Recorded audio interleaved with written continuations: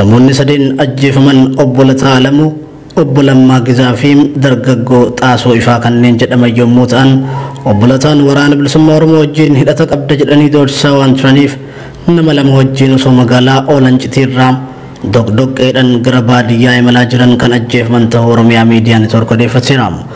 Obbo Lataan nama gara laafessam hawaasa biratti kabajaa fi jaalala guddaa qabu yommuu ta'u, sababa lafa daangaa aanaa boosattan mootummaa naannoo Amaaraatiin fudhatamteetiin wal qabatee hawaasa wajjin qabsaa waan tureef kallattiin irratti xiyyeeffatamee adamsamaa akka tures maddeen ibsanii jiru.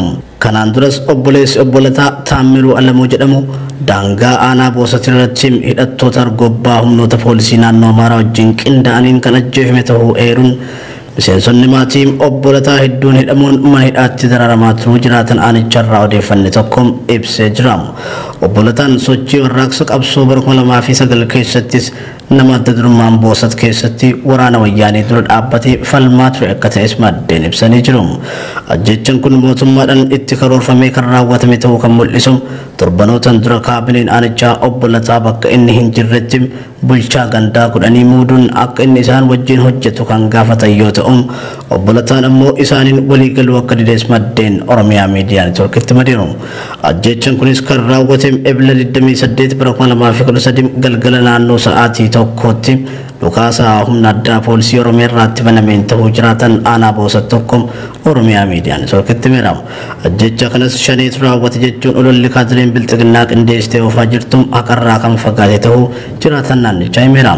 Sirni awwaalcha isaaniitis Ebla 29 bara 2013 magaalaa Olancitiitti raawwatee jira.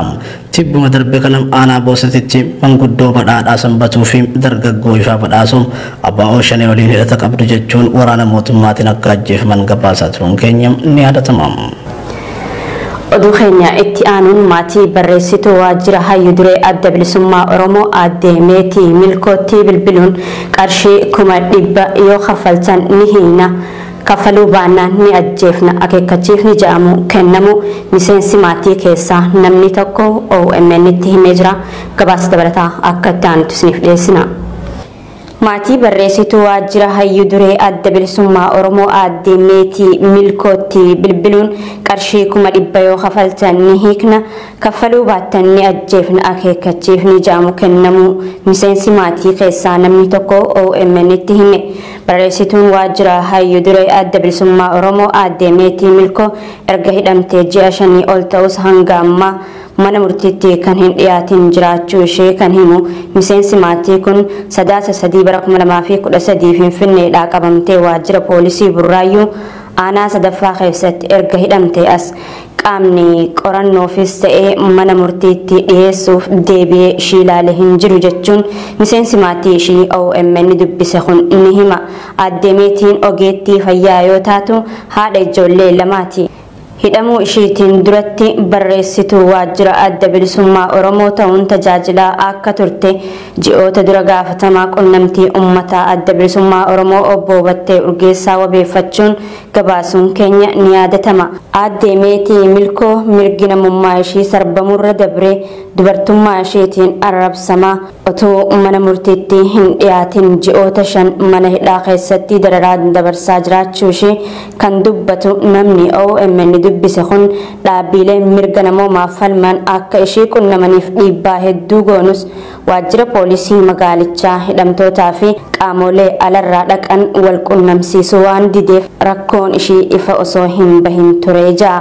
Dhimma Aadde Meetii ilaalchisee akka poolisiin mana murtiitti ishii dhiyeessuuf yeroo garaagaraa karaa abukaattotaa dhiibbaan godhamus furmaanni argamuu hin dandeenye kan jedhu namni OMN dubbise kun Aadde Meetiin akkuma nama kamii mirga heerri kenneef itti fayyadamtee miseensa paartii Adda Bilisummaa Oromoo taate malee waan raawwatte hin qabdu jechuun ibsa. Torbaanota muraasa asitti bilbilli maalummaan isaa hin beekamne maatii Aadde Meetiitti bilbiluun yoo qarshii 100,000 kafaltan isheen hiina, hin kafaltan taanaan ammoo ni ajjeesna jechuun akeekkachiisuu kan himu miseensi maatii ishee kun maallaqa jaami kana kaffallee lubbuu ishee oolfachuuf illee maatiin humna hin qabu. Maallaqni gaafataman kunis seeraan alatti waan ta'eef yaaddoo keessa jirra jaani. Aadde Meetii Milkoo sadaasa 2 bara 2013 Finfinnee naannoo Saansus jaamutti qabamuun ishee gabaasuun keenya ni yaadatama. Maatiin milkoo mucaa maatiin ishee bira daa'ima lama kan qabdudha. Finfinnee keessa ji'a sadaffaa na yaadadha gaafa lama natti fakkaata kan qabamte mana adabaa Buraayyuu aanaa sadiitti kan hidhamte arrii naannoo ji'a shan isaa ol lakkoofsiseera. Hanga ammaa mana murtii finnaanne achuma keessatti illee wanni ishee barbaachisu gaan raawwatamaa fi akka hin jirredha kan hin beeku. Maatiidha deemnee isin dubbisna. Ijoolleen deeman hin jiru haalli ishee jirtu namatti tolaa miti. Dhukkubsatti illee wallaansa dhabdee akka turte illee qubanaan qaba. Godina Wallagga Lixaa aanaa mana siibuutti kaadiroonni aanichaa kaardii filannoo fudhadhaa jechuun hawaasa dirqisiisaa jiraachuun himame. Kana malees aanuma kanatti humnoonni mootummaa nama tokko mana hidhaatii baasanii ajjeesuun gabaafamee jira. Gabaasa dabalataaf ammas Muhammad Fantaalle. Godina Wallagga Lixaa aanaa mana siibuutti kaadiroonni aanichaa kaardii filannoo fudhaa jechuun hawaasa dirqisiisaa jiraachuun himame.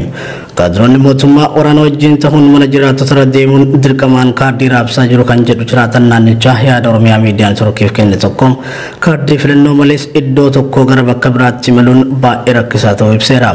Hawaasni immoo hooggantoonni keenya nuti filachuuf qophoofne mana hidhaatti ugguramanii waan jiraniif filannoon barbaannu jechuun kaardii filannoo fudhachuu lagatanii jiraachuu maddeen naannicharraa bilbilaan dubbifne ibsan.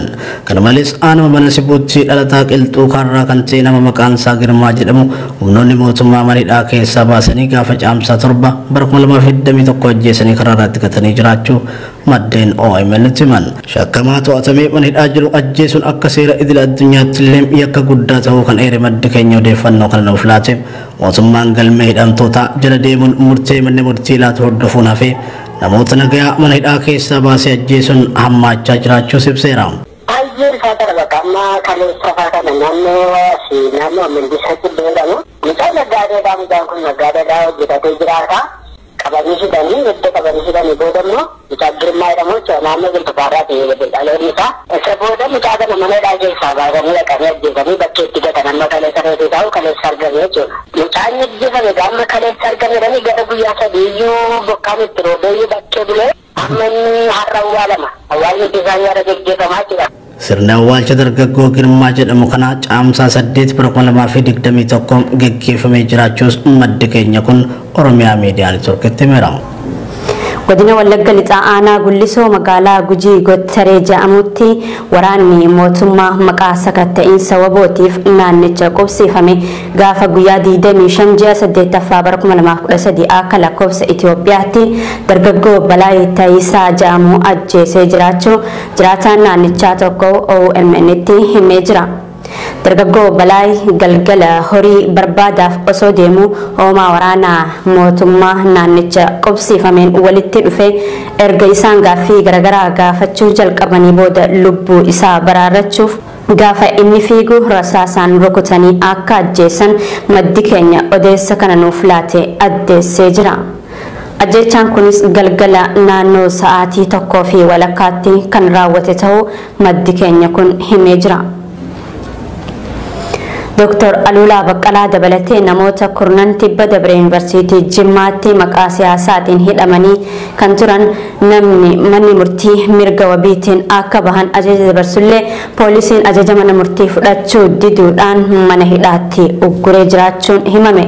Dr. Alulaan mana jireenyaa isaaniitii kan qabaman gaafa guyyaa 24 ji'a 7ffaa bara 2013 akka lakkoofsa Itoophiyaatti yoo ta'u sababni isaan ittiin qabaman meeshaa waraanaa qabda jaanii poolisoonni humna addaa Oromiyaa akka fuudhan OMN odeeffatee jira dabalata qabna.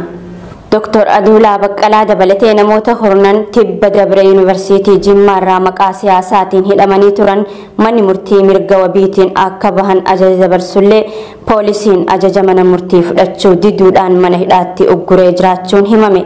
Dr. Alulaan mana jireenyaa isaatii kan qabaman gaafa 24 ji'a 7ffaa bara 2013 akka lakkoofsa Itoophiyaatti yoo ta'u sababni isaan ittiin qabaman meeshaa waraanaa qabdan jaanii poolisoonni humna addaa Oromiyaa akka fuudhan OMN odeeffatee jira.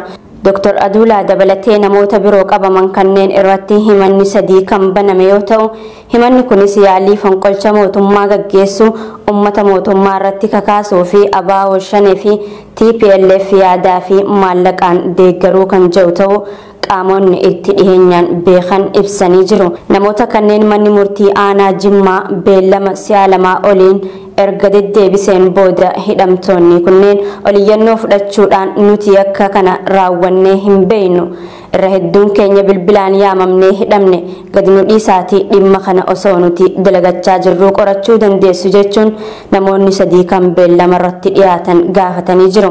Beellama isa itti aanu irratti manni murtii jechoota waakkii isaanii kennanii fi falmii jiru ilaalee mirga wabii birrii 100,000tiin akka bahaniif ajaja dabarsus poolisiin ajaja fudhachuu diduudhaan hanga har'aatti tursiisee jiraachuu namoonni dhimma kana itti dhiyeenyaan quba qaban OMN'if ibsanii jiru. Mootummaan Itoophiyaa yeroo uummanni hooggantoonni siyaasaa Oromoo fi hooggantoonni paartii siyaasaa Oromoo kan hidhaman nuuf haa hiikaman jedhee gaafachaa jiru kanatti namoota hidhe gadi dhiisee marii karaa nagaatiin taasisuu osoo qabu faallaa kanaa ammoo namoota nagaa sababa tokkoon malee hidhaatti guuree himata shiraa irratti banee mana hidhaatti uguruun kun ta'e jee Oromummaa balleessuuf waan xiyyeeffate fakkaata jaamaa jiras jedhee jira maddi keenya odeeffannoo nuuf qoode kun. Godina addaa saba Oromoo Walloo aanaa Jillee Dhumuugaatti miseensi poolisii idilee kan ta'e Saajin Baqqalaa Tolaa guyyaa muraasa dura poolisii humna addaa naannoo Amaaraatiin ukkaanfamuun hanga ammaatti eessa akka geeffame hin baramne. Eegama biraatiin aanaa Arxummaa Fursee bakka qaccin meedaa jedhamuun beekamutti gaafa caamsaa 7 bara 2021 milishaa Amaaraatiin horsiisee bultoota Walloo loon tiksaa jiran irratti dhukaasni banamuun tikfattoota humnaan biraa ariyaanii loon lama fudhatan jira. Maddi keenya garasii bilbilaan dubbifne Faa'isaa Eliyaas dabalata qabdi. Godina addaa saba Oromoo Walloo aanaa Jillee Dhumuugaatti miseensa poolisii idilee kan ta'e Saajin Baqqalaa Tolaa humna addaa naannoo Amaaraatiin ukkaanfame. Maddeen keenya Walloo irraa odeessa kana nuugaan akka jaanitti Saajin Baqqalaa Tolaa ayyaana Faasikaa kabajuuf gara Finfinnee imalaa osoo jiranii godina Shawaa Kaabaatti humnoota kanneen ukkaanfamanii jiru. Saajin Baqqalaan erga ukkaanfame guyyoota kan lakkoofsise yoo ta'u sabboonummaa fi oromummaa isaa qofaaf humni addaa isa ukkaamsite jechuun dubbatu namoonni dhimma kana itti dhiyeenyaan beekan. Saajin Baqqalaa Tolaa ukkaanfamuu isaa malee bakki isa geessanii fi maal irraa akka jiru wanti beekamu tokkollee hin jiru jaame. Waraanni humna addaa hunneen irra deddeebiin Oromoota Walloo ukkaamsuun ajjeesaa qaamas madeessaa akkasuma dhabamsiisaa jiraachuu isaatiin wal qabate baanii galuun yaaddoo ta'ee jira. Jiraattonni Oromiyaa miidiyaa neetworkiif yaada isaanii laatani. Keessumattuu yeroon ammaa wayitii qonnaa waan ta'eef qonnaan bulaan tasgabbaa'ee qonna isaa akka hin qotanneef uummata irratti dabree dhukaasa banuun kan qofatti argatanis adamsanii ukkaamsuuf yaaliin akkuma itti fufettee jira. Gochi kun hundi sababiin raawwatamaa jiruuf bara dhufu uummata Oromoo Walloo beela yookaan hongeen miidhuu fi karaa kanaan dadhabsiisuuf ta'e jaamee itti yaadamee kan hojjetamaa jirudha jechuun komata Oromoonni godina Walloo. Qotee bulaan tasgabbaa'ee qonna isaa akka qotatuu fi beela bara dhufuu jalaa akka bu'uuf qaamni komaandi poostii Walloo hoogganu sadarkaan jiru dhimma kana yaada keessa galchuun furmaata akka nuuf kennu gaafannaa jechuun gaafatani. Isaan egaa godina Shawaa Kaabaa magaalaa Dabaraanitti kan qaama addaa kanaan ukkaanfamanii yeroo ammaa bakka isaan jiranii fi eessa akka geeffaman wanti beekamu hin jiru. Baay'ee rakkisaadha qaama poolisii qaama seeraa tokko akkasitti humni addaa kun uguruun isaa waan baay'ee nama ajaa'ibaati. Kana qaama poolisaa kana kanatti uguruu nama dhuunfaa tokko yoo arge akkam godhuutu mala kan jedhu baay'ee nama yaaddessee jechuudha. Dabalataan aanaa Arxummaa Fursee bakka qaccin meedaa jedhamuun beekamutti gaafa caamsaa 7 fi caamsaa 6 bara 2020 takka milishaa Amaaraatiin horsiisee bultoota loon tiksataa jiran irratti dhukaasni banamuun tiifattoota humnaan biraa ari'uun loon lama fudhatanii jiru jaame. Wallatti komaandi poostiin labsamuun wal qabatee qotee bulaa fi horsiisee bulaan keenya seera komaandi poostii kabajee hidhannoo isaa lafa kaa'uun socho'ullee qaamni milishaa Amaaraa fi humna addaa daangaa cabsee seenuun ummata harka duwwaa jiru kanatti guyyaa irraa guyyaatti dhukaasa banuun tasgabbii dhoowwataa jiru. Guyyaa kaleessaa caamsaa 7 bara 2020 takka aanuma kanatti bakka Madiinee jaamuun beekamtu keessatti sagaleen dhukaasaa guddaan dhagahamaa turuu madda keenya garasii ifoomsanii jiru. Akkasumas bakka Raamdooyyee fi Diimtuu jaamuun beekamtutti dabree dhukaasa kan dhagahamu yoo ta'u hawaasni tasgabbaa'ee jiraachuu hin dandeenye. Oromoonni Walloo erga humni addaa weerara irratti banee kaasee hanga ammaatti lola bifa jijjiirate malee gonkumaa dhaabbatee hin beeku waan ta'eef uummanni Oromoo dhimma kana laayyootti ilaaluu hin qabu. Iddoo jiru sagalee nuuf ta'uu qaba jechuun dhaammatani.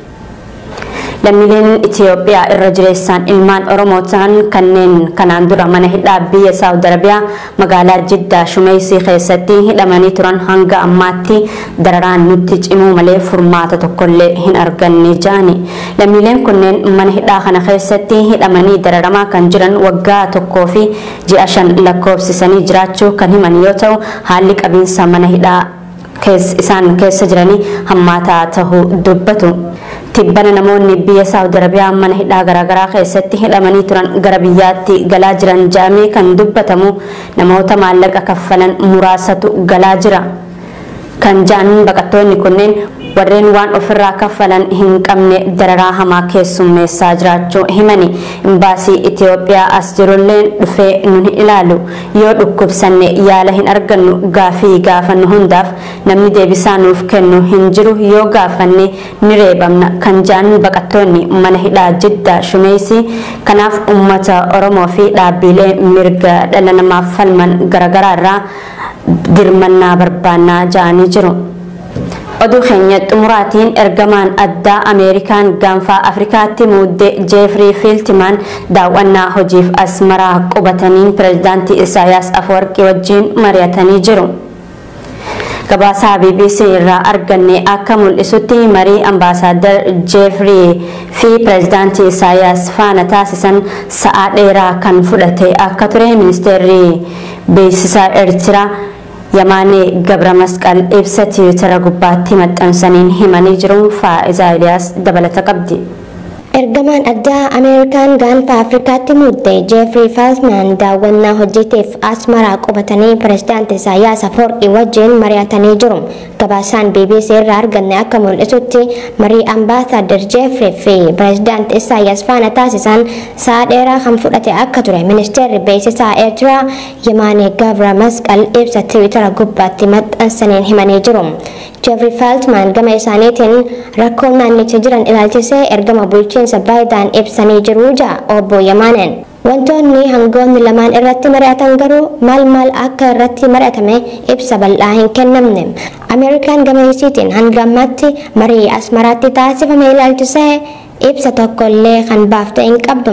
Fiiltimaan ammoo rakkoolee mudannoo naannicha jiran irratti furmaata kennuuf bulchiinsi Baayidaan xiyyeeffannoo jabaa kennuu ibsanii jiru jechuun gabaase. Jeefrii Fiiltimaan ergama addaa gaanfa Afrikaa ta'uun kan muudaman mootummaan Ameerikaa rakkoo keessoo Itoophiyaa addatti ammoo kan Tigraan wal qabatu dhiheenya hordofuuf furmaata kennuuf akka ta'e ibsamee jira. Dabalataanis muddama daangaa Suudaanii fi Itoophiyaan keessa jiranii fi hidha haaromsa Itoophiyaa ilaalchisuun Suudaan, Masrii fi Itoophiyaa gara waliigalteetti fiduufis ni hojjetu ja'ameeti kan ergaman. Tolee kabajamtoota daawwattoota Oromiyaa